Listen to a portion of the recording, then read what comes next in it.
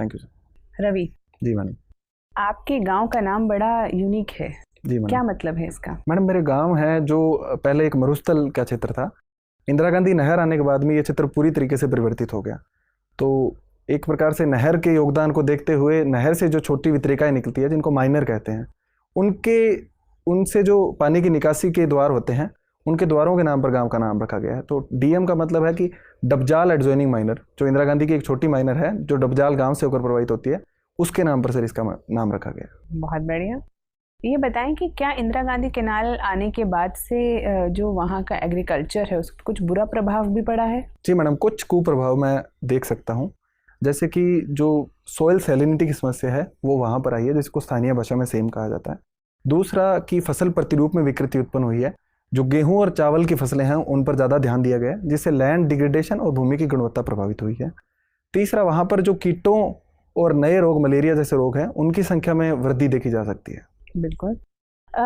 आप defence services से associated हैं। जी मैडम। भारत में डिफेंस एक्सपेंडिचर कितना है? मैडम डिफेंस का बजट टोटल 5,25,000 करोड़ रुपए का है, जिसमें 1,60,000 करोड़ रुपए कैपिटल एक्सपेंडिचर के रूप में है। और कितना हम एक्सपोर्ट और इंपोर्ट करते हैं डिफेंस में? मैडम जो कैपिटल एक्सपेंडिचर है उसका 60% हम लोग इंपोर्ट करते हैं, उसके अलावा बाकी हम लोग घरेलू बाजार से उत्पादित करते हैं।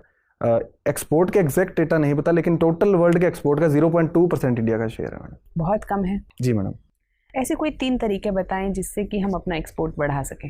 मैडम पहला, जो सरकार जिन पे काम भी कर रही है, पहला की है कि जो स्थानीय उद्योग हैं उनको हमें बड़ी मात्रा में सरकारी जो पीएसयूज है या स्वतंत्र रूप से उनको उत्पादन में लगाना होगा। दूसरा, विदेशों के साथ में टेक्नोलॉजी ट्रांसफ़र के जो एग्रीमेंट है उनको साइन करने पड़ेंगे।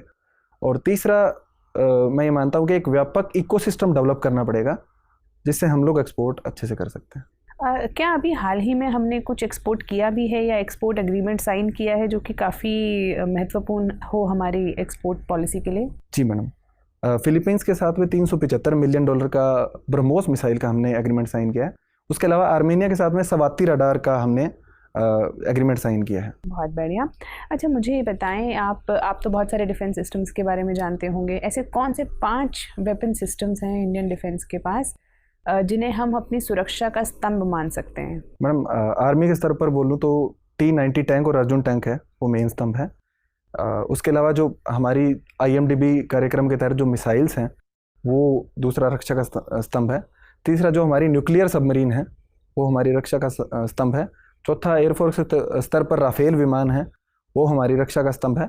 और पांचवा, जो हमारा रडार सिस्टम है जो कि दुश्मनों और अवॉक सिस्टम है, वो हमारी रक्षा का स्तंभ। बिल्कुल सही। अगर आपका चयन हो जाता है, आपको एक जिले का, अपने ही जिले का